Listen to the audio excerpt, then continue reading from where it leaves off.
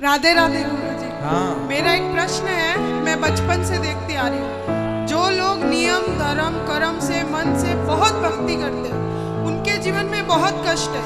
सबके जीवन में कष्ट है जो भी भक्ति करते हैं। मैं भी ठाकुर जी को मानती हूँ, उनके इर्द गिर्द ही मेरे विचार रहते हैं, लेकिन इतने नियम मैं नहीं पालन कर सकती। जो थोड़ा होता है वो मैं करती हूँ, लेकिन जो ज़्यादा नियम पालन करते हैं इतना कष्ट में रहते हैं, फिर भी उनके साथ तर पर तर उल्टा होता ही जाता है। तो कहते हैं कि ये सब कर्मों का खेल है, उनके कर्म है, जैसे वो कभी कुछ पिछले जन्म में किया होगा, कभी इस जन्म में किया होगा, उनका फल है उनका दुख।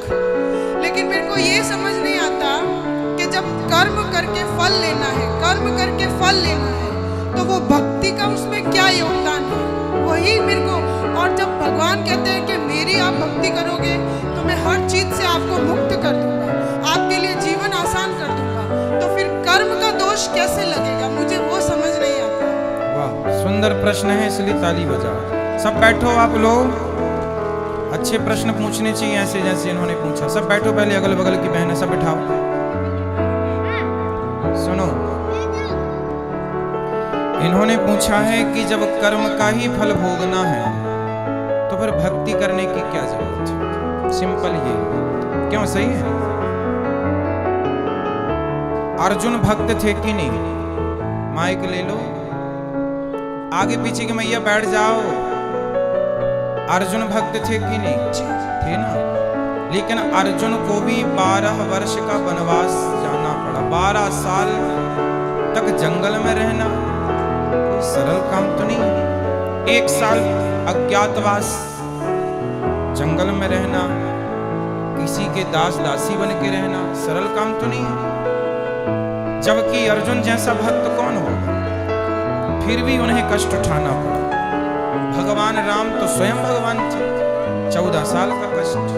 माता सीता तो साक्षात लक्ष्मी थी, फिर भी दर दर की ठोकर जंगल में लकड़ियां काट काट के बच्चों का लव कुश का लालन पालन किया। इसी प्रकार अब आप कहते हैं कि जब हम भक्ति करें तो फिर कर्म ही का फल भोगना है, तो भक्ति का अर्थ क्या? बात ऐसी है बेटा कि कर्म तो अपनी जगह है, कर्म तो हमें भोगनी है, हमें भी भोगना है, आपको भी भोगना है। भक्ति सिर्फ इसलिए की जाती है, इसलिए नहीं की जाती कि भगवान हमें पैसे वाला बना दें, भगवान हमें धन धान्य से भर दें, घर में सब कुछ हो।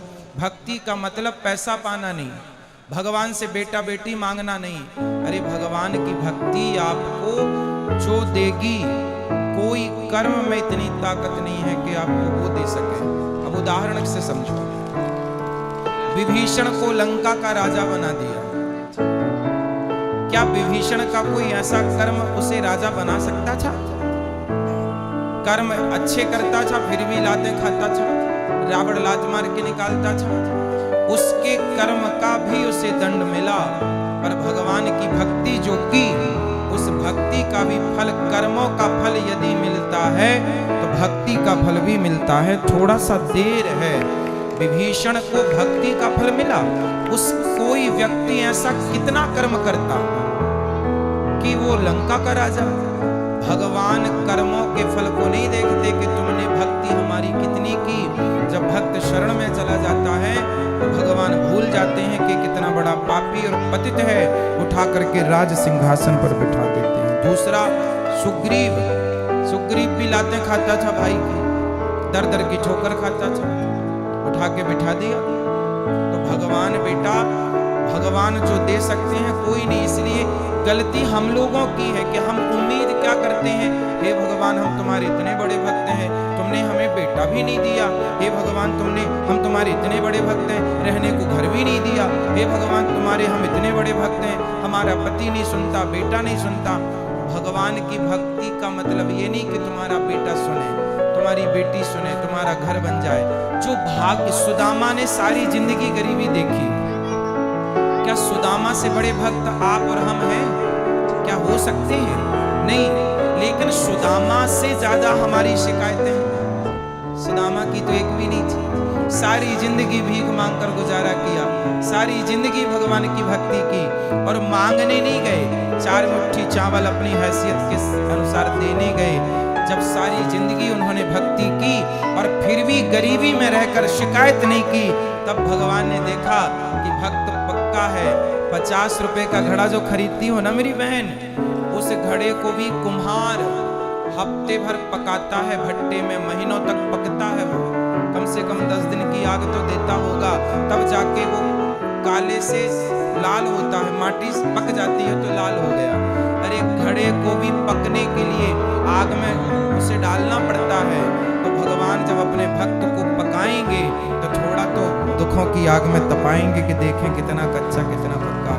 इसलिए हर हाल में गोविंद का स्मरण करो और ये मत कहो कि हमें भगवान से कुछ चाहिए। लोग कहते हैं कि भगवान के भक्तों को दुख मिलता है। अरे जो भगवान का सच्चा भक्त हो जाएगा उसे पता ही नहीं चलेगा कि दुख क्या चीज है, उसे तो सुख ही मिलेगा। गोपियों को भगवान की याद में रोने में भी सुख था, कैसे कहें हम कि ये दुख था। इसलिए जो हो गया उनका वो दुख तो है ही नहीं। दुख तो वो लोग दुखी हैं जो कोठी बंगलों में रहकर भी जो ईश्वर को भूला पड़ा है वो सब दुखी हैं, और जो ईश्वर की शरण में है याद कर रहे हैं सब सुखी हैं। अब उस सुख को आप दुख मान रहे हैं वो अलग विषय है। इच्छाएं ज्यादा है ना बेटा आपके अंदर, इसलिए वो इच्छाएं आपको दुखी बनाती रहती है। इच्छाएं छोड़ के एक बार शरण में चले जाओ, वो कभी ना पाया होगा आपने जो शरण में जाकर के प्राप्त हो जाएगा। एक बार सच्चे होकर जाना। गुरुजी एक प्रश्न और है, जैसे मैं आसपास देखती हूँ, मेरे आसपास जीवन में भी देखती हूँ, जो भक्त है चलो उनका मैं समझ गई कि वो दुख है क्यों है, भक्ति का क्या महत्व है, लेकिन जो भक्त को दुख दे रहा है, जो उसको गाली दे रहा है, उसको उस चीज का एहसास भी नहीं होता। मुझे नहीं समझ आता वो क्या सोचता है, वो ऐसा क्यों करता है, और उसका पूरा जीवन अच्छे से चल रहा होता है और वो भक्त रो रहा होता है, और उसका पूरा जीवन अच्छे से चलेगा। अगर उसको सजा मिलेगी तो वो भी मरने से कुछ दिन पहले, तो उसका जीवन तो मजे से गया और भक्त का पूरा जीवन रोने में या कष्ट में तकलीफ में गया। तो फिर उसका भक्ति न करना या करना उसमें क्या उसमें अंतर हो गया? वो तो दुख दे के मजे कर रहा है, अंत में 4 दिन भुगत लिया और फिर चल लिया। वो बेचारा भक्त पूरा टाइम रोता रहता है, गाली जो खाता है। भक्त होता है ना बेटा, आप किसी भक्त को जाकर पत्थर मारिए, आप किसी भक्त को जाकर के लाठी और जूते से मारिए, तो मारने वाले की तरफ भक्त जब देखता है ना तो वो ईश्वर से प्रार्थना करने लगता है, हे भगवान इसने मुझे जूते मारे हैं, हे भगवान इसने मुझे पत्थर और लाठियां मारी हैं, हे भगवान इसे क्षमा कर देना। क्योंकि भगवान बड़े गुस्से में आ जाते हैं जब कोई भक्त को मारता है। और वो भक्त, आज की कथा सुने आपने, द्रौपदी के 5 बेटों को मार डाला था अश्वत्थामा ने, और भगवान ने पूछा कि बता क्या करूं इसके साथ। तो द्रौपदी ने क्या कहा, छोड़ दो छोड़ दो। कोई भक्त यदि बदले की भावना रखे बैठा है तो भक्त हो ही नहीं सकता। भक्त तो ये चाहता है कि इसने गलती की है पर भगवान इस पर क्षमा करना, और भगवान क्षमा करते नहीं है। विभीषण को लात मारा रावण ने, मारा लात मारा भगवान ने, भगवान को भक्त को भगवान ने कहा रावण तुमने मेरी छाती में लात मारे होते ना मैं तुम्हें माफ कर देता, तुमने भक्त को मारा है इसलिए माफ नहीं सर्वनाश करूंगा, कर दिया।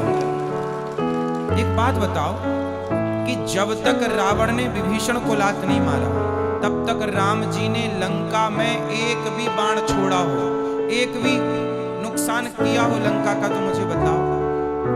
रावण ने सीता मां को चुराया, जयंत ने सीता मां के चरणों में चोंच मारी थी तो बाण छोड़ दिया था, त्रैलोक्य में जयंत को बचाने वाला नहीं मिला, चरणों में चोंच मारी थी केवल, और रावण तो पूरी सीता उठा कर ले गए। तो क्या राम जी बाण वहीं से बैठे बैठे ना मार देते, रावण तो मर जाता। लेकिन नहीं, राम जी ने कहा कि रावण भले मेरी पत्नी का हरण किया हो लेकिन मेरे भक्त को रोटी खिलाता है विभीषण को, इसलिए मैं बाल विवाह का नहीं करूंगा। लेकिन जब उस भक्त को लात मारा तो राम जी ने सर्वनाश कर दिया। भगवान कहते हैं तुम मुझे लात मार दो सह लूंगा, मेरे भक्तों को मारोगे विनाश कर दूंगा। इसलिए मेरी बहन आप जो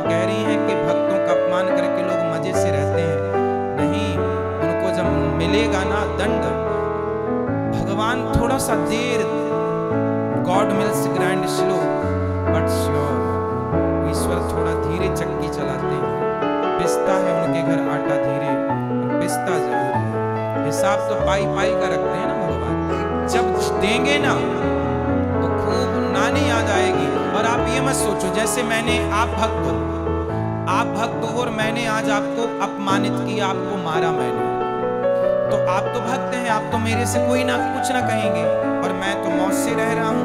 लेकिन मेरे जीवन के आखिरी तक और जो अगला जन्म होगा उस सारे जन्म में इस जन्म का ये दंड भोगना पड़ेगा। कोई अंधा है, कोई लंगड़ा है, कोई बहरा है, क्यों है? किसी जन्म का तो हिसाब चुक रहा है ये। क्यों लोग घिसट घिसट के चल रहे हैं? क्यों चप्पल पाँव में ना पहन के हाथ में पहनना पड़ रहा है? ये आज का ही कर्म दंड थोड़ी है, ये किसी ना किसी जन्म का कर्म दंड ही तो भोग रहा है।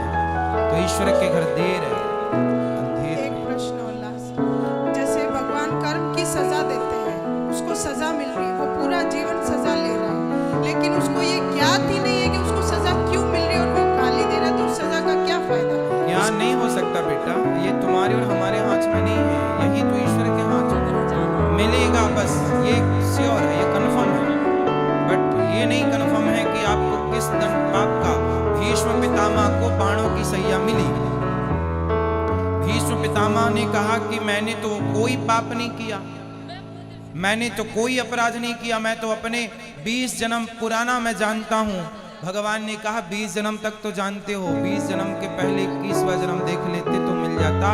एक सांप को कांटों के ढेर में फेंक दिया था 21 जन्म पहले, उसका दंड आज मिल रहा है भीष्म पितामह। तो हमारी और आपकी सोच, हमारी और आपकी बुद्धि से ईश्वर का न्याय परे। महाराज जी, जैसे मेरे जीवन में है, मेरे साथ कुछ बुरा होगा, कुछ समय के लिए बुरा लगेगा, लेकिन मैं सोचूंगी कि शायद ये मेरे कुछ कर्मों की सजा है, फिर मैं माफी भी मांगूंगी, तो क्या मुझे वो माफी मिलेगी उस भाव के साथ, उस फील के साथ? यदि हमने कोई अपराध किया हो और हम सिर्फ भगवान की शरण में चले जाएं, तो भगवान कहते हैं सन्मुख हो ही जीव मोहि जबहि, जन्म कोटि अघना सहित वही अगमेन सब पाप। जो मेरे सन्मुख आकर मेरा हो जाता है, मेरे में आत्मसमर्पण कर देता है, मैं उसका हो जाता हूँ और उसके सारे अपराधों को छोड़